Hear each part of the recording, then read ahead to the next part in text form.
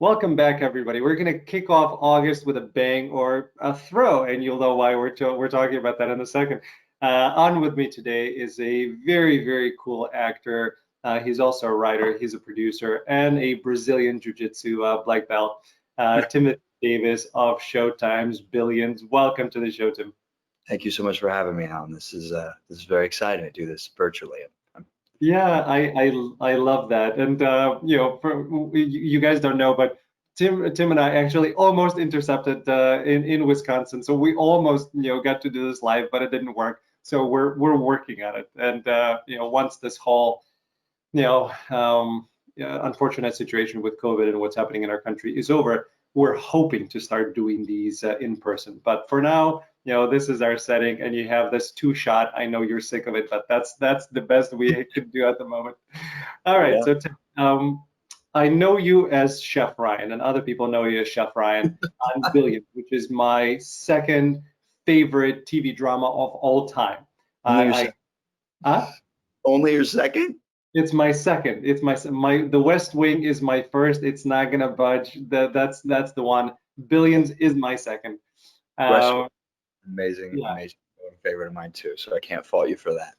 yeah. But Billions, I love Billions, and it's a show. I don't have Showtime, and I literally got Showtime just so I can watch Billions. Oh, So wow.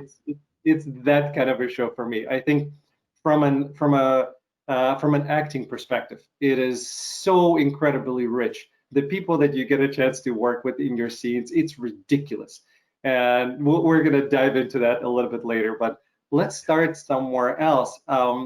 Again, I know you as Chef Ryan, but I didn't know your whole backstory and your career. And as I started doing my prep, it kind of blew my mind. And one of the things that I learned is that you studied and you spent a lot of time at the actor's studio. Yeah. And my goodness, there were some of my guests were way too kind to offer a compliment and say that they see some of James Lipton in me. I'm going to spend the rest of my life trying to get to a point where I believe that myself. But you had a chance to really spend time with James and in the acting studio. So, Yeah. what drew you to the acting studio? Let's start there. I Act, think excuse me, actor studio. no, you're fine. You're fine. Yeah. I think a lot of my early actor training and pursuit of actor training was very there wasn't a lot of thoughtful research put into it. It was all very instinctive and reactive.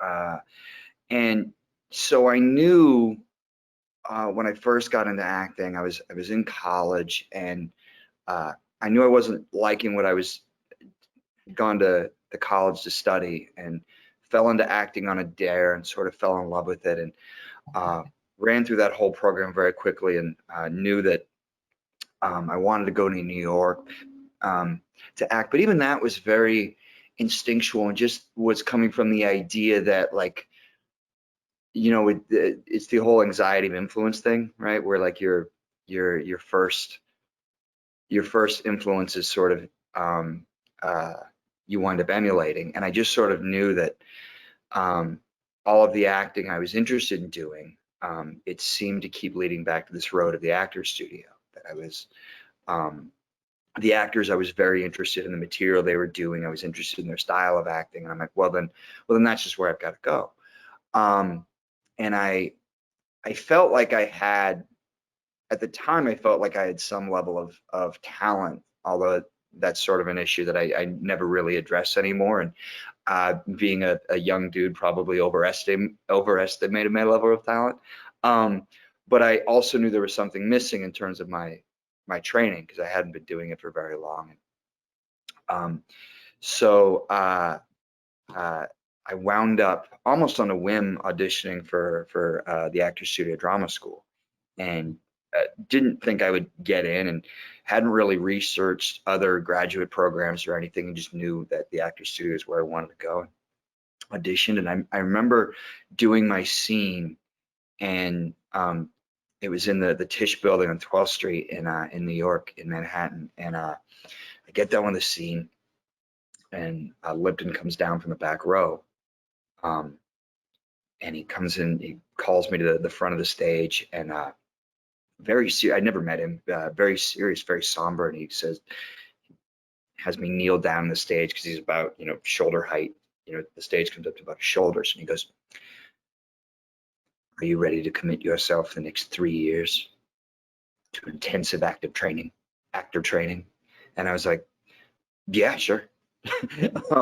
And so that was my first meeting with James Lipton, and so that's how I wound up in New York. Was I knew I'd wanted to go. I didn't know how I would get there. I went with $600 in my pocket, and didn't know where I was going to live. And but I just knew I wanted to be part of the actors studio. And so I studied there. And when the program was over, and I graduated from the program, I wanted to audition for the studio itself, for the Actors Studio Drama School. Did so, and was accepted. I was lucky enough to be accepted, and then spent a lot of time just in the library in the basement, just training by myself, which I think had its debits and its credits. That's amazing, and that line that James used, that's his line. That's what he's used to kind of welcome people and to see if this is what they want to do. It's so A fun. guy, Yeah, yeah, at the time I felt like he did it, and like again, it was my first time in New York, and it was a place yeah, that I had fantasized since I was very young. And so I do this scene, and really, I'd seen maybe 3 plays in my life. All of them were, college undergrad plays, which, are of obviously of varying quality.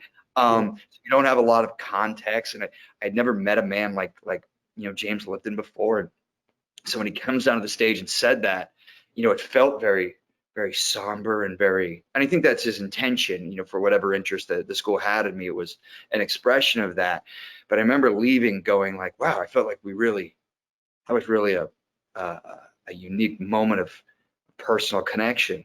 And then I later found out that like basically that was his sign of like, hey, you're moving on to the next round or whatever. Because when I yeah, was accepted, I talked like 10 other actors and found out he said the same thing to them. I'm like, oh, this was passing the admissions test. Okay. yeah. But I still felt pretty special about it. Yeah, it's a cool, it's a cool line, and I'm sure he was genuine in using it, but it's a very cool thing. I heard it before, I've never studied there, but I Right. heard it before when he was, when he was talking about one of the guys that, I don't know if he was in your class or around that same time, but a fairly famous actor. I think you know who I'm talking about, and he had him on his program, and he when he said that line, the actor broke down and started crying. And Oh, then man. the same thing kind of happened when he had him on inside the actor studio.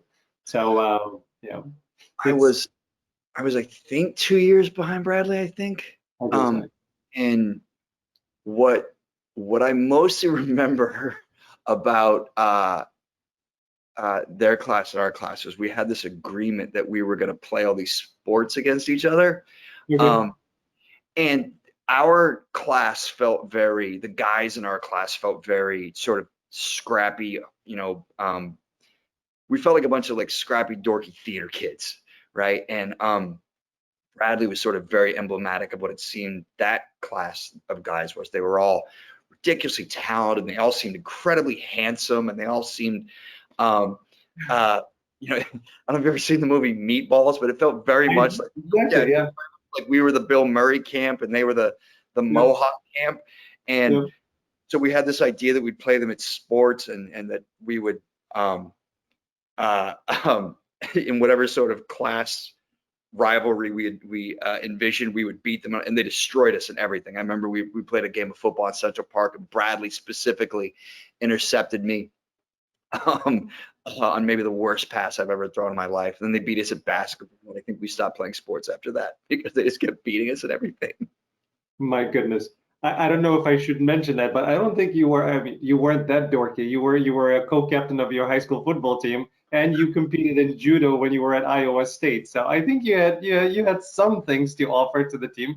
I think what I had to offer was, um, I think, a desire to be good. Um, and there's probably, if there's I don't know if there's any sort of, clear narrative in anybody's life, but if there's a narrative in mine, it's probably that. Again, I don't know if I have any innate abilities, but I think a recognition of what greatness is and a desire to do that. So I was a really small kid in high school. I'm not a big guy now, but I was really small in high school. But I had a desire to be great, and wasn't. But I think just my desire to want to be a part of that probably carried me um, farther than my. I know it carried me farther than any sort of physical gifts were going to carry me. And I was lucky with judo. Um, my dad my dad was a coach. My dad coached football in college and in high school, and I remember being like 7 or 8 years old. We were in all the sports. We were in baseball, we're in basketball, we're in football, and I remember we grew up in Iowa. We moved from Iowa to Massachusetts, or from Massachusetts to Iowa. I'm sorry, I got that backwards. And I just remember there being like a 2 month period, I think in the winter, between when basketball ended and baseball would start. And I remember my dad coming home with like this little sheet from the YMCA, um, and saying, pick a sport. You're not lying around the house all winter. And I just randomly picked judo, which wound up becoming a lifelong love affair. So I just got lucky with that. Yeah. That's very cool. Judo was my first martial art. We'll get to martial arts a little bit later, but judo was my first one, and that's how I kind of got introduced to two things. And I was in awe. I was this skinny, nerdy kid, and then I got to throw people around. It was awesome. Yeah. And I'm surprised. Again, in Iowa, Iowa is famous for a lot of sports, obviously, but Iowa is a lot into wrestling.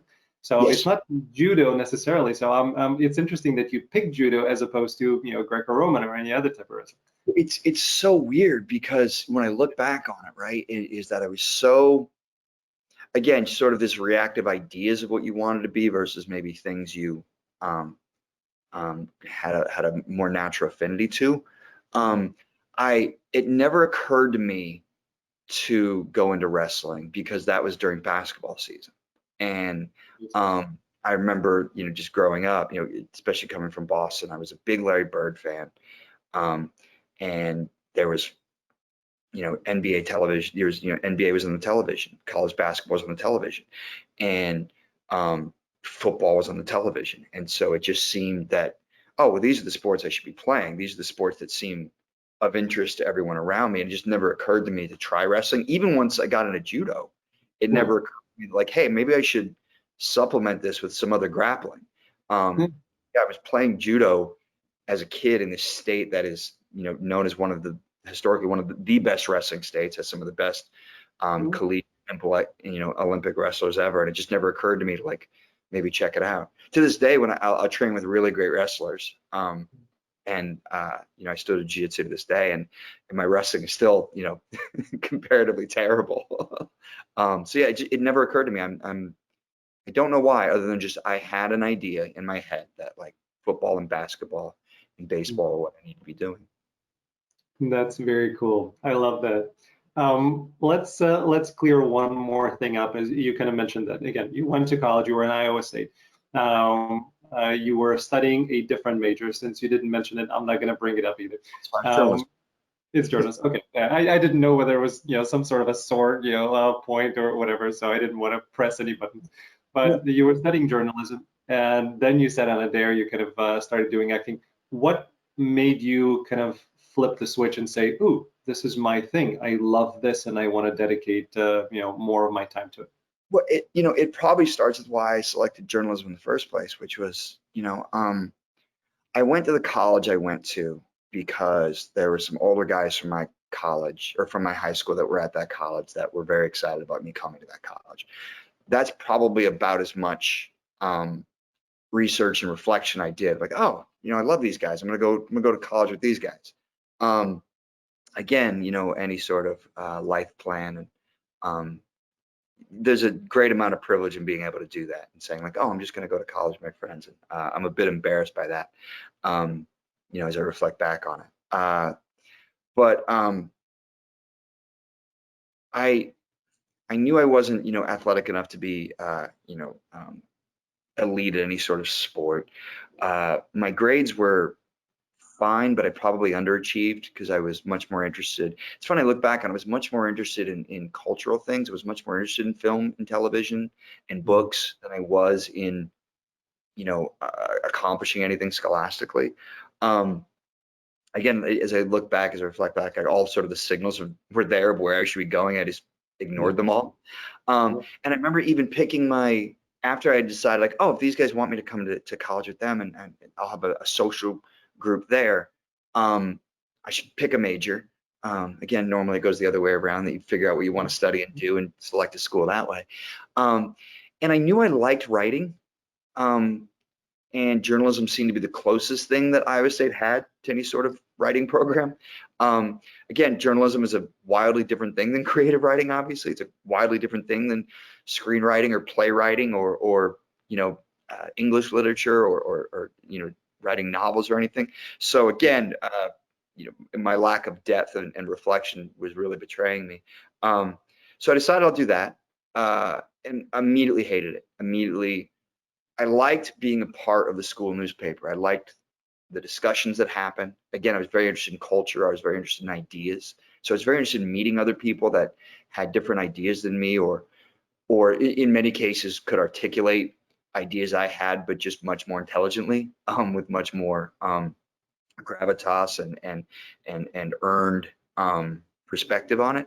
So I knew I liked doing that, but I didn't like the actual journalism part. I liked research, but I didn't like going out and interviewing people. I remember very specifically, very early on, I wound up in a conversation with, I think, an athlete and like a representative of the government student body. We're talking about some sort of campus issue. And I remember I was friendly with them, not like best friends, but friendly enough where we'd say hi and wind up in a conversation at the bar together. And I remember one of them turned to me at one point and very, not with any sort of intention, just sort of flippant, just said, "Hey, and don't quote me on this." And then continued his conversation.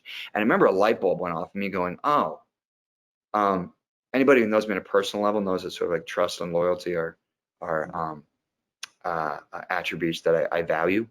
And I remember it just sort of struck me. I was like, "Oh, I don't want to go through the rest of my life with people worrying about whether they can entrust me with information or how they feel, their perspective." And so for all those reasons, I didn't. And there's probably also material reason, as I realized, like, if I follow this career, I'm going to wind up in a small town working for a small newspaper I remember covering like a city governance issue and being bored to tears by it and just being like, these bus routes seem very important to all of you, and I'm sure they are to the community, but it's of no interest to me. And even at that time, I had a romanticized idea of going to New York.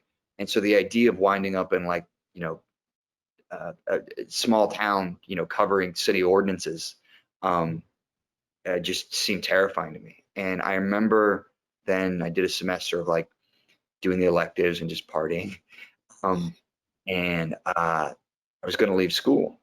I was, considering, I don't know how seriously I was considering, but it's something I kept talking about.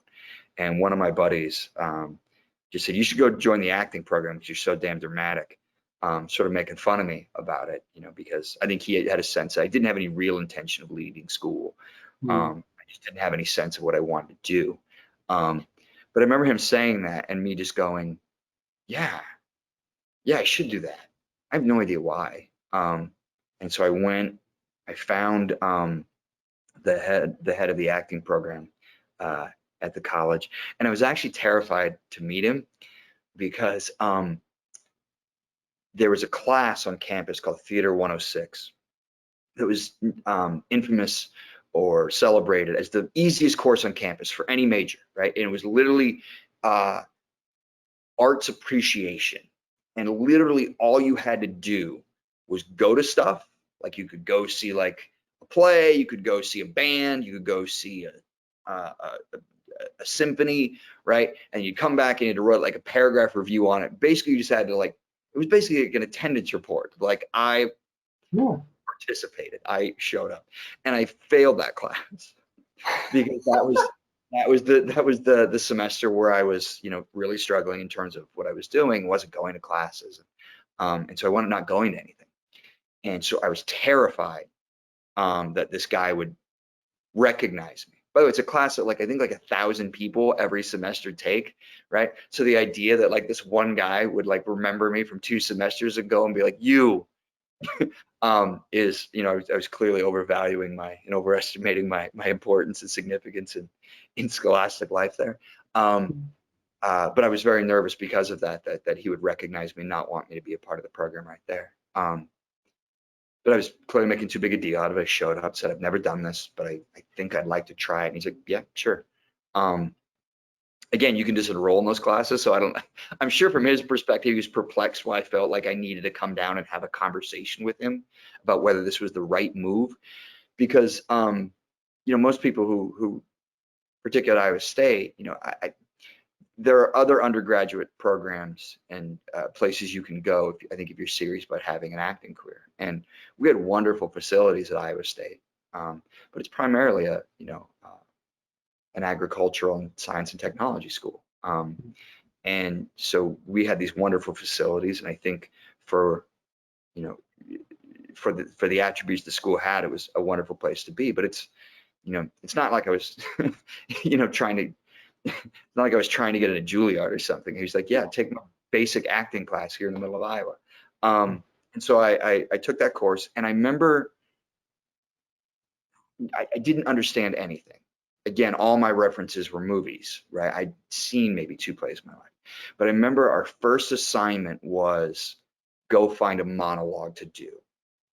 And all these other kids had, grown up doing theater, right? So you could bring in 16 bars of a song. I didn't know what 16 bars were. I didn't know any musicals. You could get a monologue from bless you. You could get a monologue from any play. It could be a soliloquy from Shakespeare. I didn't know what a soliloquy was. I hadn't read a play before.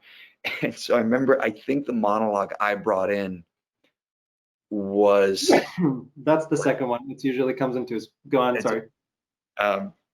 Totally okay. It's fine.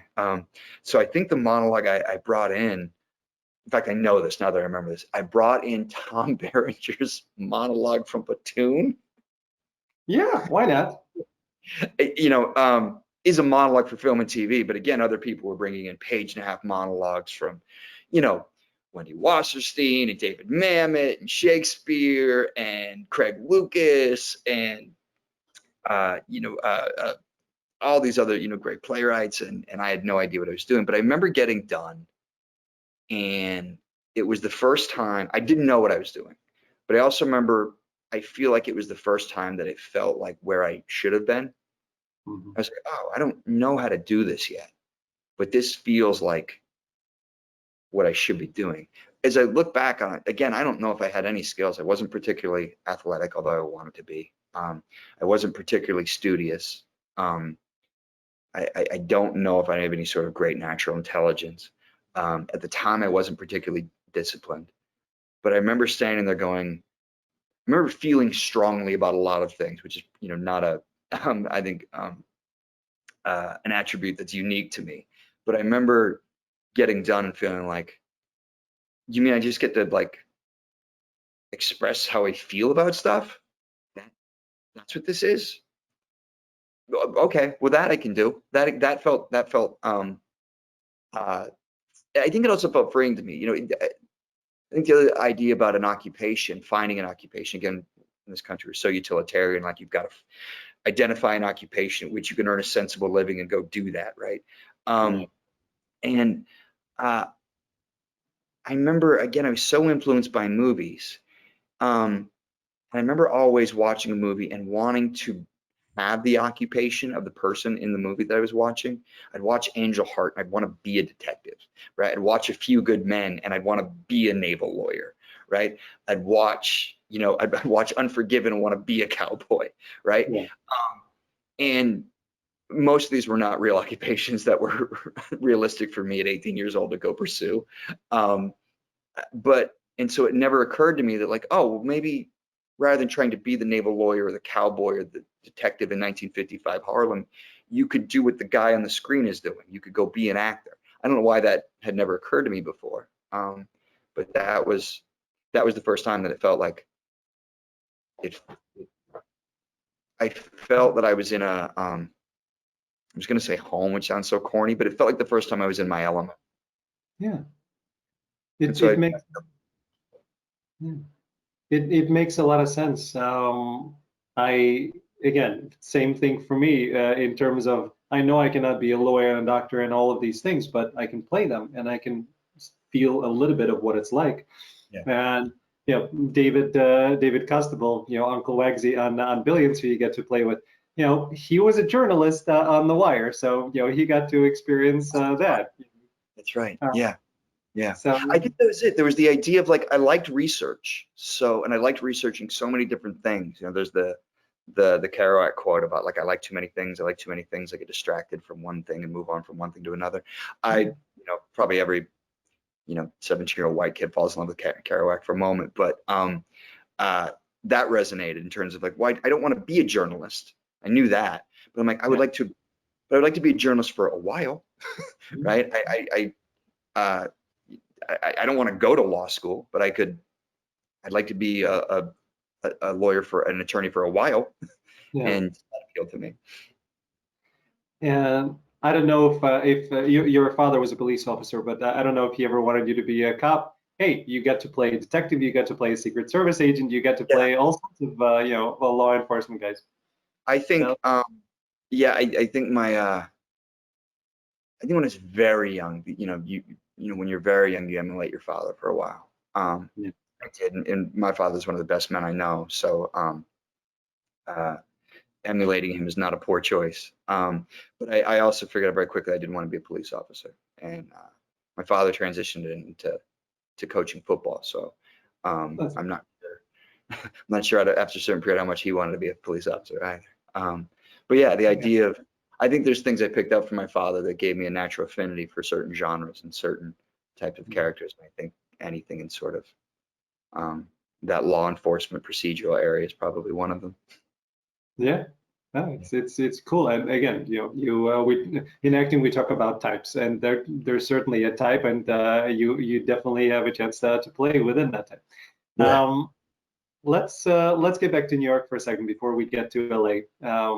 You did a lot of theater, and for a kid who grew up not seeing any plays, you've certainly amended that, and you've done quite a bit, and you've done a ton of Shakespeare. Um, Yeah. what was that experience like? Again, being in the actor studio and then doing a lot of theater, doing a lot of Shakespeare, and really kind of diving into the world.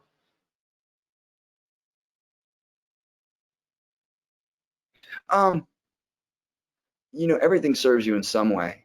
I wish I'd studied more film and TV because that was ideally, ultimately what I really wanted to do. But I'm very grateful for all the theater I did. And I love Shakespeare and I love really great theater. And I sort of had this, one of my heroes was Philip Seymour Hoffman, God rest his soul. And another one was Billy Crudup. And so I sort of had this idea of like, oh, well, they came from the theater and I'll go do a bunch of theater and, the idealized version of whatever. I don't even know at what point I started thinking about a career. Again, everything was very reactive. But I had this idea that like the idealized version of what I wanted to do was to do what Philip Seymour Hoffman and Billy Crudup were doing. That required being competent at stagecraft and but also I think because of the way the economics work and the way I had pursued to what extent I could, the way I had pursued my training, that was also what was available to me. Yeah. You know, and uh, I'm lucky. I did a lot of Shakespeare, I think, before I really understood Shakespeare. I think the one benefit it gave me was I had teachers early on that embraced my embracement of it, that my interest of it.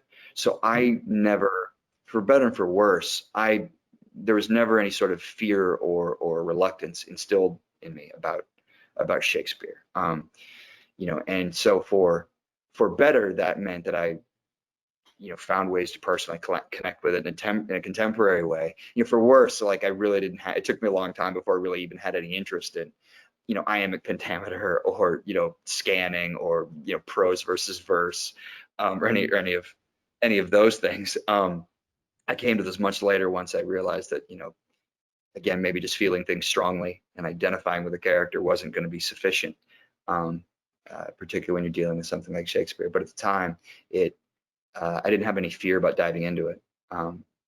And I look back at all the theater I did, and I'm really grateful for some of the opportunities I got, and I look back on it and again realize how little training I had and how fortunate enough I was to be doing it. I got to do some really cool stuff that I got to do some really cool stuff that made me feel again like I was part of a community and doing something that was intimately important. I've never wanted to do anything like, all my ambitions, I think, on some level have always been on some sort of like intimate interpersonal level. And I think about that even like the type of work that I do. I respond more to intimate stories than I do to sweeping epics. I think there's and so I think there's something about being able to go again when you're in New York, right? I mean, like unless you're on Broadway or some of the great off-Broadway theaters, you wind up doing like a show for like 40 people, right? Sometimes 4 people. I think most of us have done that show where you're like, this is not what I anticipated. Rehearsing for 3 weeks and walking out to 2 of my friends. That most of us have had a show like that. But I think what I did value in those experiences was there's an intimacy to that felt very, theater's like snow, in that if you're there and you on that night for that, for that performance and you get to see it, it's really kind of magical. And then at some point it falls on the ground and gets muddy or, it melts away. And so I was very aware doing theater that there was something intimate about it, and there was something communal about it that I felt fortunate to do, even when, nobody showed up. Yeah, and it prepared you, really well for the screen, because screen is all about intimacy and all about that connection. So in a way, it helped, I'm sure. I hope so. Some days I wonder. Yeah, some days you just want people to show up, I get it. Let's talk about one cool side hustle that you did while you were in New York, and then we'll get to LA.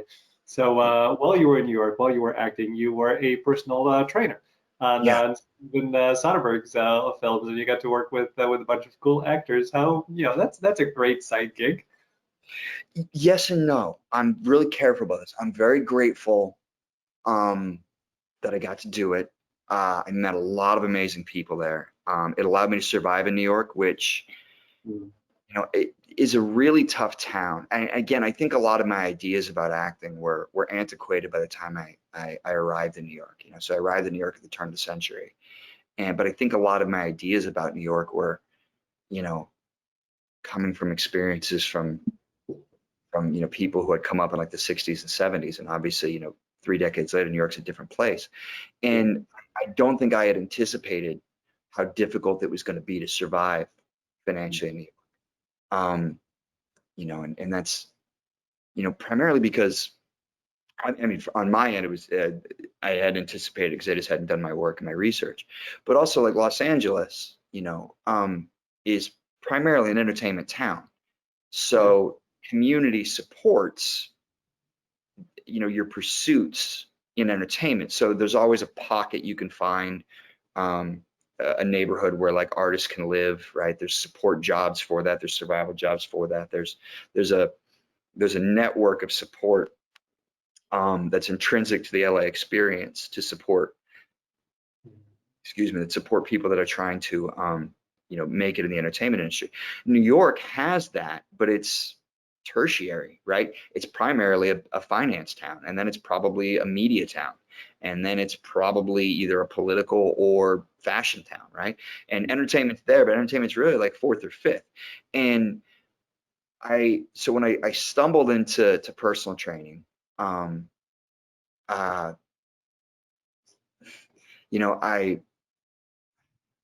the thing about the personal training that both saved me but was also a hindrance was I spent a lot of time in New York really broke, really struggling, as a lot of people do. And I remember, with personal training, I remember the first time I sold like a high-end package to somebody. And when I got the money, it was the most money I'd ever gotten for anything. And when you're broke and you're starving, and I've been homeless briefly, and your lights get shut off and you don't have any food to eat, and makes it hard to do anything. When you get a sum of money like that,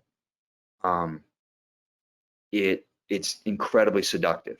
Excuse me, I don't know, allergies are going on. It's okay.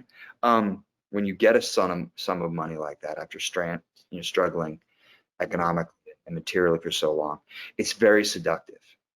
And it just, again, so much of my early upbringing was so reactive. And so it felt on a material level, it felt like, oh, I can support myself now. And so that becomes a distraction, right? And I wound up working a lot at the gym, which, again, I'm grateful for. It's what allowed me to survive in New York, but it also distracted from my actor training. It distracted from my pursuit. There's a lot of nights like I would work all day at the gym, and remember the gym was in Manhattan, and I lived in Queens at the time. So I would oftentimes sleep at the gym, right? I'd get done with the last session at 9 or 10 at night, and then fall asleep in the massage table and wake up for my first session at 5 or 5:30, whatever. So it took away from my actor training, it took away from my actor pursuit, it took away from my career development. And it was also seductive, I think, in that, I'm not telling you anything you don't know. Acting's a tough gig, right? And there's a lot of moments where you prepare and you prepare and you prepare and you go on an audition and you really, I know when I audition for something for the 24 hours, if I'm lucky, the 72 hours that I have that material, that's my life. That's my life. I figured out now that everything else goes away while I work on that material. You go in the room, you do your best work, and there's a myriad of reasons why you will or won't get something, and most of them are out of your control, and at some point you have to accept that. But there's moments, obviously, then where you're not getting parts, your career isn't moving forward in the way you'd like, that feel very lonely. And particularly in a city like New York, you can start to feel small and unimportant really quickly. And so with the personal training, it seemed like not only was it a great side gig, not only did I meet wonderful people, not only was I going to be able to be healthy and earn a living, but it also felt like a place where I could immediately become important. Yeah. And I think that's seductive, because as wonderful as all those those gifts it gave me were, it also took me away from the thing that I really wanted to do.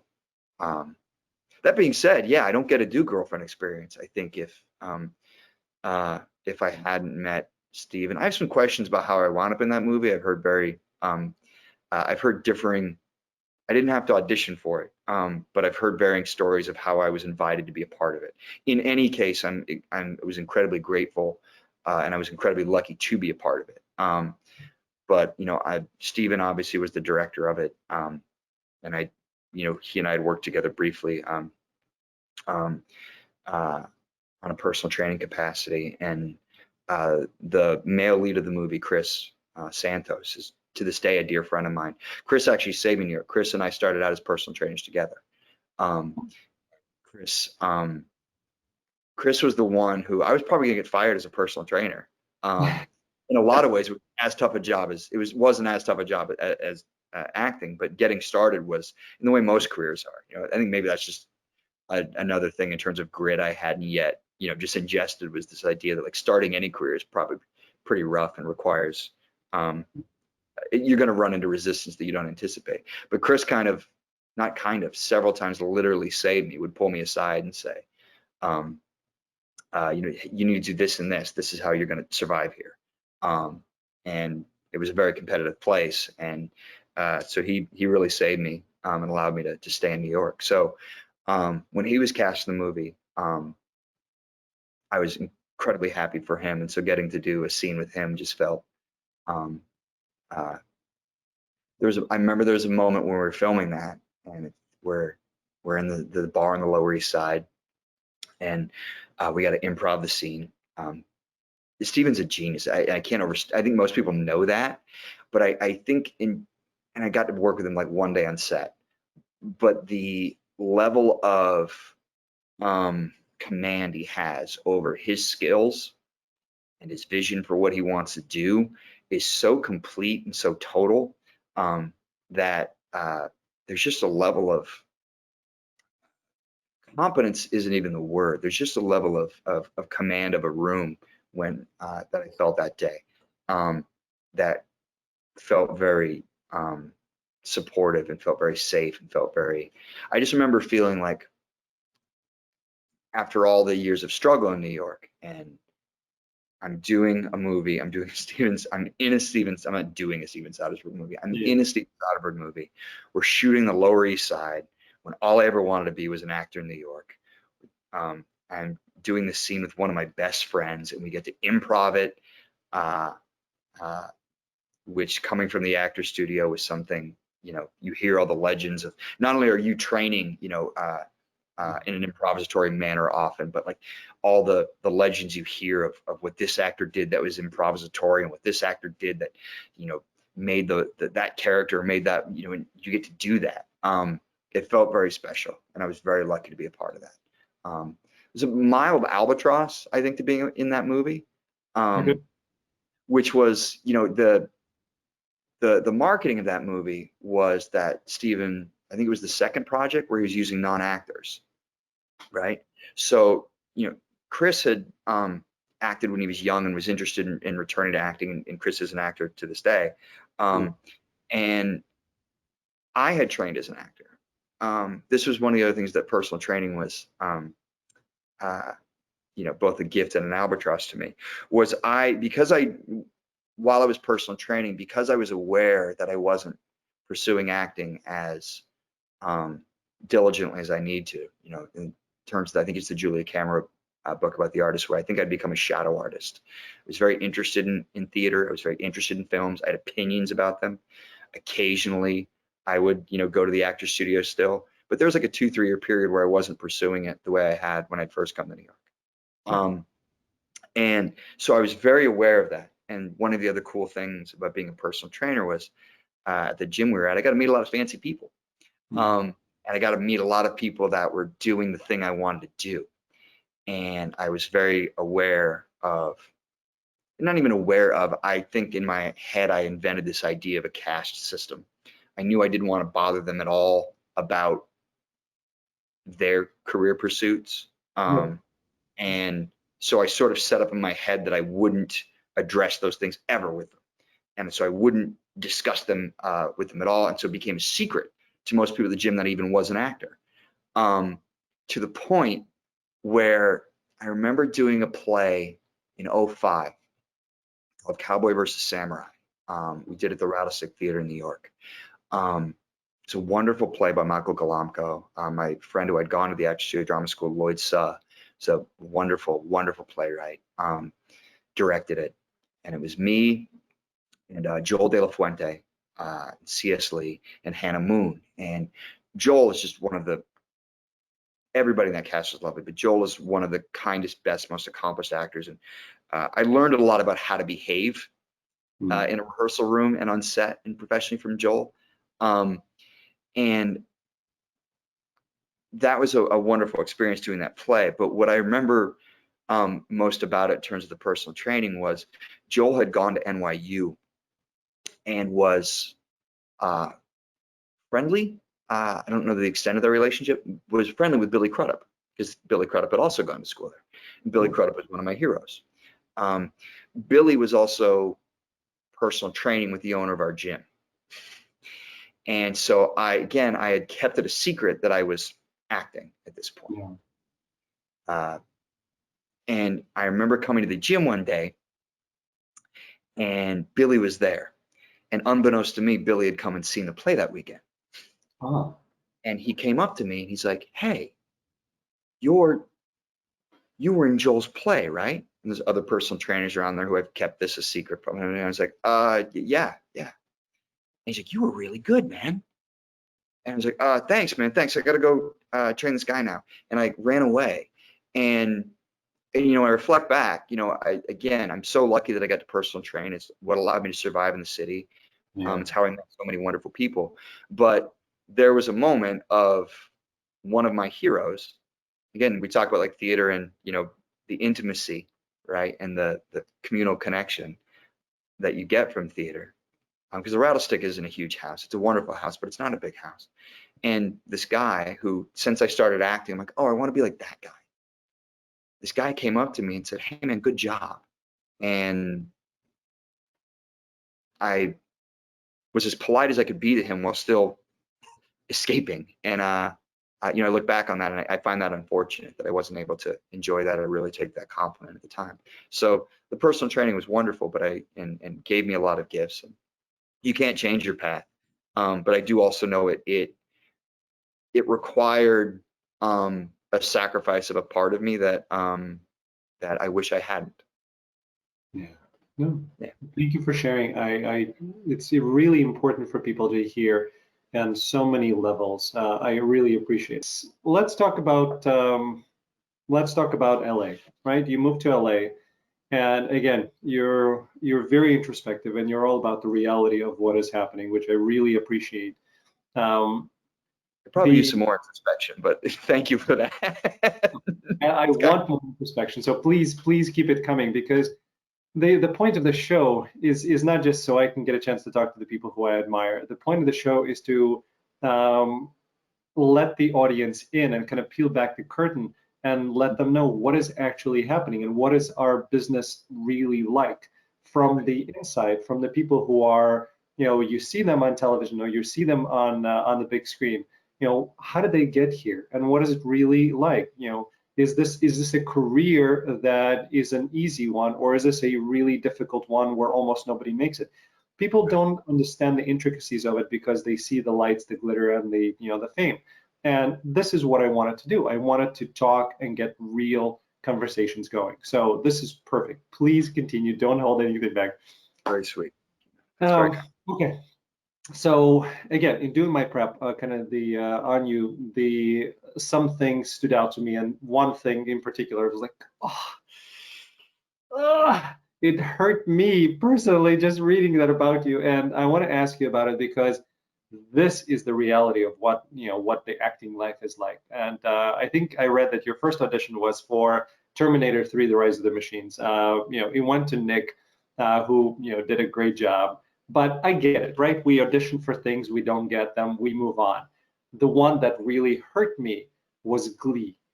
You got the part of Mr. Anderson. You were, I think in that season 3, episode 15, I think that was the one. You got it, and then I'm going to stop you on this one. Okay. We should talk about this because I don't know why I didn't do that Glee episode. I've never been able to get that off my record. It got, well, it's on your IMDb, and we can cut this out if you want, but on your IMDb it says the episode, it says Mr. Anderson and says scenes deleted, and then I saw Matt Bomber. Obviously I saw Matt Bomber. I was a huge Glee, so I'm like, what the heck happened there? I have never auditioned for Glee. I feel bad. I know it's okay. I know it's fine. This comes up a lot, right? When people ask me, how is it working on Glee? I'm like, I have no idea. Okay. I don't know how it wound up on my IMDb. I have years ago, because it's a credit from like what, 2012, 2013 or something? Yeah, I think so. Yeah. I like wrote to IMDb twice, be like, hey man, this isn't my credit, so I don't know who this goes to. I didn't even know the scenes were deleted, but like clearly, and the reason I didn't know that was because I didn't ever pursue footage, because like I don't have it because I didn't do it. So every once in a while I'll get a question about it, like how is it working on Glee? And I'm like, I don't know, you tell me. When you so it's the I don't know what happened with Glee. The Terminator thing, that was in New York, and I got that audition. And again, listen, I'm sure they were just looking for people. And there's also times I think you need to know, and I don't think I knew this at the time because I was so inexperienced and didn't just understand the business, hadn't done the research on what the business was like. I also don't know if they were just like seeing people just to see new actors, because they were seeing a lot of young actors at that time. I can't, I mean, I could have been wrong. You know, there's certainly been miracle lottery cases of this happen. I just, in retrospect, I have a really hard time. At that point, I had done like a bunch of theater, and most of it not even like, you know, again, not Obie award winning stuff, or, you know, Tony award winning stuff, or it wasn't real, you know, it's important to me, but, you know, not significant audiences had seen it. I don't think I had a real reputation or anything. So in retrospect, this idea that like I was going to go in and like book Terminator 3 as like my first film and TV audition is yeah, you know, maybe it could have been possible. It didn't happen. But I remember I got that audition because one of my acting teachers had set it up for me. She was very kind to be like, hey, they're seeing people and I'm going to get you in for this, which I thought was very sweet of her. And I'm very, her name is Susan Aston, who is an angel. But I'd never taken an audition class. I had never done any work in film and TV. The Actors Studio Drama School didn't do any film and TV training. Yeah. And I remember somebody asking one of our teachers about that at one time at the drama school, like, why don't we ever do anything on camera? And the response was, because our work is so intimate, it translates directly into film and TV. There's no difference between what we do on stage and what we do in film and TV. And that is, to put it blunt, that's just wrong, right? Yeah. There's a different style of acting required, not only for stage, but the difference between a 50-person, you know, 100-person house and, you know, 1,000-person house. There's a different type of acting required via, you know, genre, whether you're doing a multicam versus a 1-hour drama versus a feature film. And so I didn't know any of that stuff. I'd never taken an audition class because, again, I think so much of our training up to that point discouraged any sort of anything that even smelled of anything that was an instinctive impulse was sort of discouraged. Sometimes that included even reading the script. So you could, again, I look back on that, and you know, you know, you look back at you know, your auditions for film and television, and you're like, so much of your training discouraged being, you know, to be kind, it was about finding what was underneath the text, right? Which also at a certain point, like, everybody does that, but it also I think the way I interpreted it, I won't place that blame on anyone else, but I think the way I interpreted a lot of my training from the studio was that what I could bring, I became less interested in what the writer specifically was presenting and giving me, that it was perhaps a suggestion, right? The script was perhaps a suggestion, which I think is led to a lot of mistakes, including in I think that Terminator 3 audition. I remember I read the breakdown. I had grown up loving Terminator, and it said something that he was haunted by the future that he knew, and had all these very sort of dark, gloomy, apocalyptic, existentially traumatic, you know, thoughts attached to the John Connor character. So I stayed up for, like, I did the Dustin Hoffman and Marathon Man thing. I stayed up for like 2 or 3 days. I didn't bathe. I came into the audition, and again, my first time in this office, you know, I didn't really even understand how like casting worked. I didn't understand. I had the most basic, rudimentary understanding of what was happening. So I came in and in character, and I don't remember who the casting office was. I should probably look it up and apologize. And I did the scene. I don't remember how much of the text I even did. I believe there was a monologue involved in it, but I was, I reflect, I remember leaving feeling like I did a really good job because I felt like John Connor. I felt, but, as I look back on it, I have no idea if I served the material. I have no idea if I presented to casting that I was somebody that you'd want on your set, that you could trust. I don't know if I did any of those things. So, yeah, I look back at some of those early auditions, and there was a lot of desire and less craft at that time than I would have liked. I get you. No, it's all important lessons. Yeah. Does the studio have they switched? Are they doing any more film and TV? Do you know, or it's still the same way? I don't know how the program runs anymore. I also know the program bifurcated, right? And there's a new school studio program that a lot of the actor studio teachers teach. I hope I'm getting this right. And then there's an actor studio at Pace, I believe. I believe there's two programs now. Mhm. So I'm not sure how either of those programs run. I hope they're doing more film and television. I think if, I've said this before, but going to graduate school is expensive. Going to undergraduate school is expensive. And I don't have any qualms about saying this. My faults and my mistakes are my own, and I own them.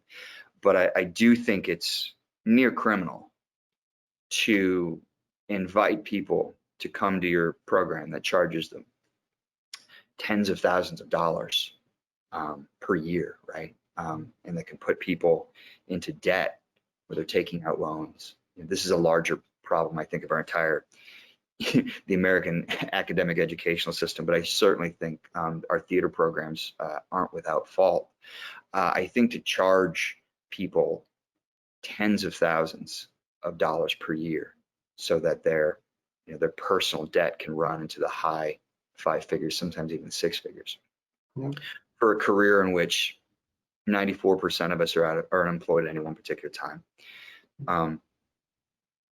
where very few actors are, even the union actors who are working, are able to reach the median income level in America, right? Knowing what, again, I love theater, but knowing what it pays, and knowing what the average cost of an apartment in New York is, knowing what the average cost of an apartment in Los Angeles is, it's near criminal to tell those actors to not train them in film and television while charging them an exorbitant amount of money and telling them you will be fine, and that your skills will translate across genres, across mediums. It's near criminal. So I hope they've changed. I hope they've changed. I hope so too. I wish it's something that I had recognized and realized. Yeah, I hope so too. And no audition class. Seriously, I've never gone to a theater program. I came here as a kid. My parents said, "There's no way you're doing this." They didn't want me to be an actor. They still don't. Hi, parents. So I never kind of got that shot. So all of my acting training has come from acting schools. You go to this acting school, you pick up this method, you pick up this method, you go to the audition class, you go to a workshop. So this is how I learn about it. So to me, I don't even understand how an acting program does not offer those aspects. I don't get it. But that's a whole separate conversation. That I can't speak for what they do at other programs. I just know with our our influence coming from the actors studio. I also know there's something very there's something built into the type of actor who's attracted to the actor studio, such as myself, and there's something in the people who traffic in that type of training, in which there's something untoward. This is a perception, not reality, but there's something untoward about anything that feels ambitious about having a career, right? That there's that it's really focused on the art and the internal experience of the actor, and the craft. And I think all those things are obviously important, but and again, this is maybe the way I interpret it. Other people may have wildly different experiences. I mean, obviously Bradley and I went to the same program, and he's doing just fine on both a craft and material level. He's, having a career that anyone would envy. But I just remember feeling that it was just something in the environment that sort of any ambition towards, well, how do I get a job? How do I get an agent? How do I impress casting directors and create relationships with them? How do I function on a set so that the showrunner trusts me and that I can be of value? How do I understand the difference between being, a co-star on an episode versus a series regular versus a guest star? What's my, how do I traffic in those different environments and in those different scenarios? None of those things were addressed, and if they were addressed, it was usually dismissed with the idea that like acting is acting and truthful acting will always win out. And I don't blame a lot of educators for that, because I feel like they're just teaching what they were taught, and unfortunately that just comes from a very antiquated mid 20th century idea of what acting is. I always make this joke. There's an actors studio member who's an Oscar winner, who is much older than me. And I remember I upset them one day. We were talking about something, and they had come up literally with Paul Newman and James Dean and all these people. So you can imagine how old they were. And he and it's not even really about their age, but how they came up in a different time. And I remember him saying at one point, he's like, I remember deciding I wanted to be an actor. So I walked down Fifth Avenue, and I knew the agency was on the whatever floor on this building and on Fifth Avenue. And I took the elevator up to the 10th floor, whatever. And I walked into the room, and I told them I wanted to be an actor. And I was on Neighborhood Playhouse TV the next week. And I sat there for a second, and I went, it still works just like that, man. And I think that upset him, but they're just coming from a different place where not only the craft, the art, but definitely the business is just, it's just different. And rather than seeking out, I wish more people would have sought out instructors who could have helped us with the business end, and not merely just the business end of like how you get an agent and how you market yourself and all those things that beginning actors are really need to codify for themselves, but also just disabusing us of this notion that like truthful acting is the only thing you need to worry about. Genre, circumstance, professional setting, all these things are just weren't considered important. I wish they would have been. And here's what I found, and a lot of people are going to be mad at me for saying this, and I'm not going to name anybody, but just so people understand, what I have found in this industry, and again, you've been at it a lot longer and to a much greater level of success than I have. But what I have found is that there are a lot of people who are wonderful at making money off of you, and they will tell you that it's all about the community. And you're a part of this community, and they love you, and they will always support you, and that's crap, because they're there to share experience, and a lot of it is very valuable, and it's going to come and be useful to you, but it's not community. Nobody gives a shit about you, really. Some places I'm sure do. The people you meet in those communities are the people who you likely are going to be friends with for a long time, and you build that, and that's your community that cares about you. The places that offer that knowledge, give me a break, okay? I've been so disappointed in the disingenuousness of the places. It's just whatever. Well, So I hear you. I think my experience of that. I hear what you're saying. I feel I'm really sorry for that. I feel like I've some of the places I've trained, I have experienced a great sense of community and fellowship. But what I also have experienced is that most of the time when you're talking community and fellowship in an acting class or an acting community, that is important, right? You're peers who respect you could potentially, can write a play with you and rehearse a play with you, or know a guy who can get you in for an audition, or know the casting director who can get you a meeting. Like, that is incredibly valuable. But I think very often when people are discussing that with their in the context of an acting class or whatnot, is they're alleviating themselves of the actual mission statement, which is, I came to acting class, or I came to acting school because I want to be a working professional at this. And so when we start saying, well, let's not worry about the working professional part, let's worry about the community, because community is important and of value, we can again get distracted and seduced by this idea of yes, we lose sight of the mission statement, which is, Why I would you're like to be a working professional in this. I would like to understand how to conduct myself in a casting office. I would like to be a great craftsman, be a great artist, but I also would like to know how to conduct myself in this business so that I can, first job of any artist is to eat, right? It's really hard to do your best work if, the lights are off, no steaks in the freezer. So I think often I appreciate the word you use is disingenuous, right? Because it feels like it's not that community is unimportant. It is. It's not that fellowship and camaraderie is unimportant. I'm lucky I have experienced that in my professional life and in my academic life. But it's disingenuous because very often people are using it to distract from the mission statement. It doesn't help. It leaves them responsibility of preparing the student to go out and be a working professional.